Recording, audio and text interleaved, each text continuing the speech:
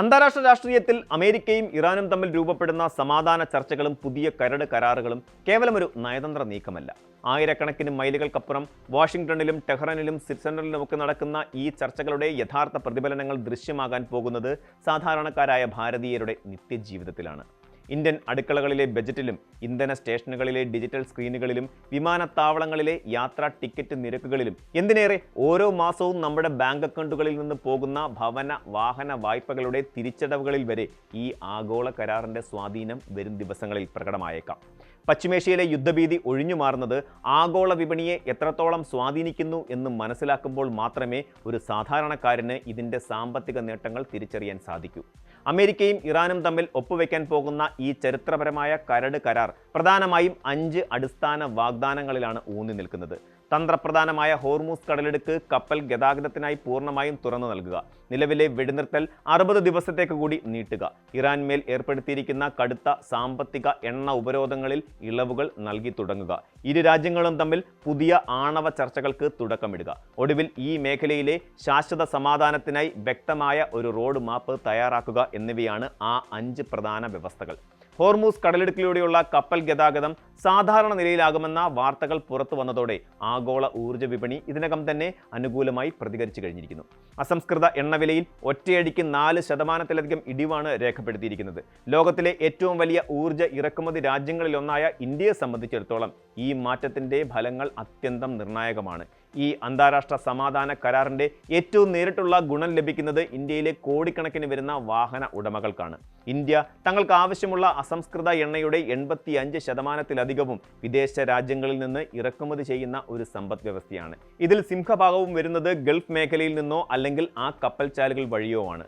ആഗോള എണ്ണ വ്യാപാരത്തിൻ്റെ 20%-ഓളം നിയന്ത്രിക്കുന്നത് ഒരൊറ്റ ജലപാതയാണ്, ഒമാനും ഇറാനും ഇടയിലുള്ള ഹോർമൂസ് കടലിടുക്ക്. കഴിഞ്ഞ ദിവസങ്ങളിൽ ഈ മേഖലയിൽ സംഘർഷം നിലനിന്നിരുന്ന സമയത്ത് ഗതാഗതം ഏതു നിമിഷവും തടസ്സപ്പെടുമെന്ന ഭീതി മൂലം ആഗോള വിപണിയിൽ എണ്ണവില കുത്തനെ ഉയരുകയും ഇന്ത്യൻ എണ്ണ കമ്പനികൾക്ക് അധിക തുക നൽകി എണ്ണ വാങ്ങേണ്ടി വരികയും ചെയ്തിരുന്നു. ഹോർമൂസ് കടലിടുക്ക് പൂർണ്ണമായും തുറക്കുന്നതോടെയും ഇറാനിയൻ എണ്ണയുടെ മേലുള്ള അമേരിക്കൻ ഉപരോധങ്ങളിൽ ഇളവ് വരുന്നതോടെയും അന്താരാഷ്ട്ര വിപണിയിലേക്ക് വലിയ തോതിൽ ക്രൂഡ് ഓയിൽ ഒഴുകിയെത്തും. വിപണിയിൽ എണ്ണയുടെ ലഭ്യത കൂടുമ്പോൾ സ്വാഭാവികമായും വില കുറയുകയും ചെയ്യും. ഇത് ഇന്ത്യൻ വിപണിയിൽ പെട്രോൾ ഡീസൽ നിരക്കുകൾ ഗണ്യമായി കുറയ്ക്കുന്നതിനോ അല്ലെങ്കിൽ ഇന്ധനവില അടിക്കടി വർദ്ധിപ്പിക്കുന്നത് പൂർണ്ണമായി തടയുന്നതിനോ എണ്ണ കമ്പനികൾക്ക് വഴിയൊരുക്കും. ഇന്ധനവിലയിൽ ഉണ്ടാകുന്ന ഏതൊരു ചെറിയ കുറവും രാജ്യത്തെ സാധാരണക്കാരൻ്റെ പോക്കറ്റിന് നൽകുന്ന ആശ്വാസം ചെറുതൊന്നുമല്ല. കോവിഡ് കാലത്തിന് ശേഷം ഇന്ത്യയിലെ ആഭ്യന്തര വിമാനയാത്രക്കാരുടെ എണ്ണത്തിൽ വൻ കുതിച്ചുചാട്ടമാണ് ഉണ്ടായിട്ടുള്ളത്. അതിനൊപ്പം തന്നെ ലക്ഷക്കണക്കിന് പ്രവാസി മലയാളികളടക്കമുള്ള ഇന്ത്യക്കാരാണ് പ്രതിവർഷം തൊഴിൽ ആവശ്യങ്ങൾക്കായി ഗൾഫ് രാജ്യങ്ങളിലേക്ക് യാത്ര ചെയ്യുന്നത്. ഈ സാഹചര്യങ്ങളിൽ വിമാന കമ്പനികളുടെ പ്രവർത്തന ചെലവിനെ ബാധിക്കുന്ന ഏറ്റവും വലിയ ഘടകം വിമാന ഇന്ധനത്തിൻ്റെ അഥവാ ഏവിയേഷൻ ടർബൈൻ ഫ്യൂവലിൻ്റെ വിലയാണ്. ഒരു വിമാന കമ്പനിയുടെ മൊത്തം ചിലവിൻ്റെ 40%-ഓളവും ATF വാങ്ങാനാണ് ഉപയോഗിക്കുന്നത്. അന്താരാഷ്ട്ര വിപണിയിൽ അസംസ്കൃത എണ്ണയുടെ വില കുറയുമ്പോൾ സ്വാഭാവികമായും വിമാന ഇന്ധനത്തിൻ്റെ നിരക്കിലും ഇടിവുണ്ടാകും. ഇത് യാത്രാ ചെലവുകൾ ഗണ്യമായി കുറയ്ക്കാനും ഉപഭോക്താക്കൾക്ക് കൂടുതൽ ഡിസ്കൗണ്ടുകൾ നൽകാനും വിമാന കമ്പനികളെ പ്രേരിപ്പിക്കും. പ്രത്യേകിച്ചും യൂറോപ്പിലേക്കും അമേരിക്കയിലേക്കുമുള്ള അന്താരാഷ്ട്ര വിമാനങ്ങൾ ഗൾഫ് വ്യോമപാതയാണ് പ്രധാനമായും ഉപയോഗിക്കുന്നത് എന്നതിനാൽ ഈ മേഖലയിലെ സമാധാനം ഇൻഷുറൻസ് പ്രീമിയം ചെലവുകളും കുറയ്ക്കും. ഇതോടെ വരാനിരിക്കുന്ന അവധിക്കാലങ്ങളിൽ പ്രവാസികൾക്കും ആഭ്യന്തര സഞ്ചാരികൾക്കും വലിയ സാമ്പത്തിക ബാധ്യതയില്ലാതെ യാത്രകൾ ആസൂത്രണം ചെയ്യാൻ സാധിക്കും. അമേരിക്ക ഇറാൻ കരാർ നൽകുന്ന ആശ്വാസം കേവലം പെട്രോൾ പമ്പുകളിലോ അല്ലെങ്കിൽ വിമാനത്താവളങ്ങളിലോ മാത്രം ഒതുങ്ങി നിൽക്കുന്ന ഒന്നല്ല. നമ്മുടെ അടുക്കളകളിലെ നിത്യോപയോഗ സാധനങ്ങളുടെ വില നിയന്ത്രിക്കുന്നതിൽ ഈ കരാറിന് വലിയൊരു പങ്കുണ്ട്. ഇന്ത്യയിലെ വിവിധ സംസ്ഥാനങ്ങളിൽ നിന്ന് പച്ചക്കറികളും പഴവർഗ്ഗങ്ങളും ധാന്യങ്ങളും രാജ്യത്തിൻ്റെ നാനാഭാഗങ്ങളിലേക്ക് എത്തിക്കുന്ന വലിയ ട്രക്കുകൾ, കാർഷിക ആവശ്യങ്ങൾക്കുള്ള യന്ത്രങ്ങൾ, വലിയ കോൾഡ് സ്റ്റോറേജ് സംവിധാനങ്ങൾ എന്നിവയെല്ലാം പൂർണ്ണമായും ഡീസലിനെ ആശ്രയിച്ചാണ് പ്രവർത്തിക്കുന്നത്. ഡീസൽ വില ഉയരുമ്പോൾ സ്വാഭാവികമായും ചരക്കുകൂലി വർദ്ധിക്കുകയും അത് വിപണിയിൽ തക്കാളിയുടെയും ഉള്ളിയുടെയും കറിവേപ്പിലയുടെയും വരെ വില വർധനവിന് കാരണമാകുകയും ചെയ്യും. ഇതിനു പുറമെ ആഗോളതലത്തിൽ കൃഷിക്ക് ആവശ്യമായ യൂറിയയും മറ്റ് രാസവളങ്ങളും കയറ്റുമതി ചെയ്യുന്നതിൽ ഗൾഫ് രാജ്യങ്ങൾക്ക് വലിയൊരു പങ്കുണ്ട്. ഹോർമൂസ് കടലിടുക്കിലെ പ്രതിസന്ധി കാരണം വളം വിപണിയിലുണ്ടായ തടസ്സങ്ങൾ ഇന്ത്യൻ കർഷകരുടെ ഉൽപ്പാദന ചെലവ് വർദ്ധിപ്പിച്ചിരുന്നു. ഇപ്പോൾ ഈ പ്രതിസന്ധിക്ക് പരിഹാരമാകുന്നതോടെ ഗതാഗത ചെലവിലും കാർഷിക ഉൽപ്പാദന ചെലവിലും വലിയ കുറവുണ്ടാകും. പച്ചക്കറി വിലയിലെ അടിക്കടിയുള്ള വ്യതിയാനം കാരണം മാസ ബജറ്റ് താളം തെറ്റുന്ന ഇന്ത്യൻ കുടുംബങ്ങൾക്ക് ഈ ആഗോള സമാധാന കരാർ വിപണിയിലൂടെ വലിയൊരു അനുഗ്രഹമായി മാറും. പാചകവാതക സിലിണ്ടറുകളുടെ വിലവർധനവ് ഇന്ത്യൻ കുടുംബങ്ങളെ, പ്രത്യേകിച്ച് വീട്ടമ്മമാരെ ഏറ്റവും കൂടുതൽ ബുദ്ധിമുട്ടിക്കുന്ന ഒന്നാണ്. ഇന്ത്യ തങ്ങളുടെ LPG ആവശ്യങ്ങൾക്കായും പ്രകൃതിവാതക ആവശ്യങ്ങൾക്കായും വിദേശ ഇറക്കുമതിയെയാണ് പ്രധാനമായും ആശ്രയിക്കുന്നത്. പശ്ചിമേഷ്യയിൽ യുദ്ധസാഹചര്യം നിലനിന്നിരുന്ന സമയത്ത് കടൽമാർഗമുള്ള ചരക്ക് നീക്കത്തിന്റെ വാടകയും കപ്പലുകളുടെ ഇൻഷുറൻസ് പ്രീമിയവും കുത്തനെ ഉയർന്നിരുന്നു.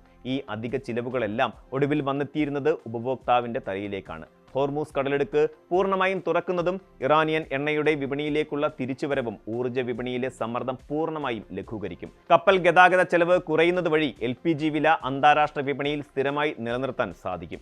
ഇത് LPG സിലിണ്ടറുകളുടെ വില വലിയ തോതിൽ ഉയരുന്നത് ഒഴിവാക്കാനും സബ്സിഡി ഇനത്തിൽ സർക്കാരിനുണ്ടാകുന്ന സാമ്പത്തിക ബാധ്യത കുറയ്ക്കാനും സഹായിക്കും. ഇതുമൂലം ഗാർഹിക ഊർജ്ജ ചെലവുകൾ നിയന്ത്രണ വിധേയമായി തുടരുകയും ചെയ്യും. ഒരു സാധാരണക്കാരൻ ആദ്യ നോട്ടത്തിൽ ശ്രദ്ധിക്കാതെയും എന്നാൽ അയാളുടെ സമ്പാദ്യത്തെ ഏറ്റവും കൂടുതൽ ബാധിക്കുന്നതുമായ ഒരു ഘടകമാണ് ബാങ്ക് പലിശ നിരക്കുകൾ.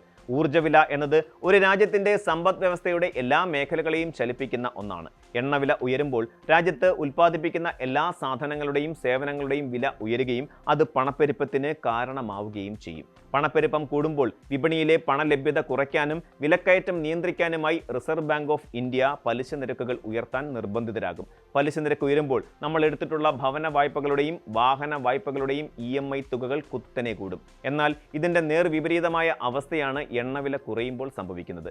അന്താരാഷ്ട്ര വിപണിയിൽ ക്രൂഡ് ഓയിൽ വില താഴേക്ക് വരുമ്പോൾ രാജ്യത്തെ പണപ്പെരുപ്പ നിരക്ക് ഗണ്യമായി കുറയും. സാമ്പത്തിക അന്തരീക്ഷം ശാന്തമാകുമ്പോൾ പലിശ നിരക്കുകൾ കുറയ്ക്കാനോ അല്ലെങ്കിൽ നിലവിലെ കുറഞ്ഞ പലിശ നിരക്കിൽ തന്നെ ദീർഘകാലം തുടരാനോ റിസർവ് ബാങ്കിന് കൂടുതൽ സ്വാതന്ത്ര്യം ലഭിക്കും. സാധാരണക്കാർക്ക് ഇത് കുറഞ്ഞ പലിശയിലുള്ള പുതിയ വായ്പകളായും നിലവിലുള്ള ഹോം ലോണുകളുടെ കുറഞ്ഞ EMI ആയും പരിണമിക്കും. കുടുംബങ്ങളുടെ പ്രതിമാസ വായ്പാ ഭാരം കുറയുന്നത് വഴി കൂടുതൽ തുക സമ്പാദ്യത്തിലേക്ക് മാറ്റിവെക്കാൻ ഓരോ പൗരനും സാധിക്കും.